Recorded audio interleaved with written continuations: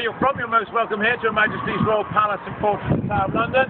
My name is Mark. Good afternoon, ladies and gentlemen. Good afternoon. I'm going to be your guide for the next 5 hours. I'm going to take you on a tour. 1 hour. I'm going to take you on a tour of the tower. I'm going to point out some historic buildings and tell you stories relating to the buildings, okay? Stories, not necessarily the truth. I don't want anyone coming up to me later on and going, oh, I think you'll find it was the Duke of Norfolk. So I think you'll find I don't care. Now, our story begins way back in 1066 when William, the Duke of Normandy, now known as William the Conqueror, defeated the Anglo-Saxon King Harold Goodwinson. Now, come on, keep up. At the Battle of... Someone very loudly shouted Waterloo yesterday. Embarrassing. Anyone here from France? Anyone French? Good. Oh, really? Oh, those jokes come. Anyway, 1-1. William was crowned King William I on Christmas Day of that year, but he had to continue to fight his Saxon subjects because they did not take kindly to Norman domination.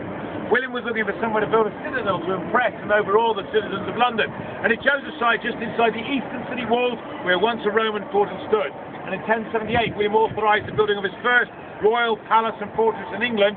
Today we refer to it as the White Tower. It's behind those buildings, but don't bother looking because you can't see it from here.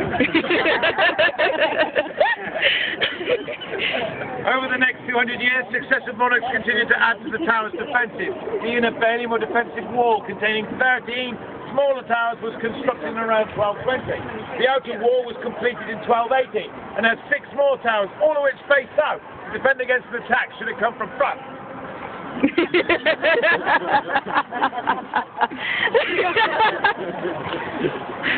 Another part of the tower's defences was the moat, which you can see behind you. This was considerably deeper than it is today, and it was once filled with water. And it was designed to make use of the tidal flow of the River Thames. For twice a day at high tide, the river would flow in and around the moat to flush it clean.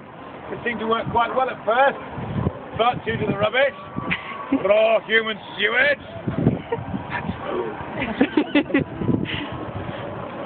dead animals, dead tourists, running downstream, would come into our moat and sink to the bottom. And over time, we had successfully created the largest cesspit in Europe.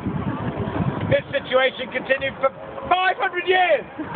Imagine what it must have smelt like on a day like today. But it was the best line of defence we ever had. Eventually, 1843, we filled it with sand and shingle up to the level you see. Now, as I said earlier, this was the first royal palace and fortress of its kind to be built anywhere.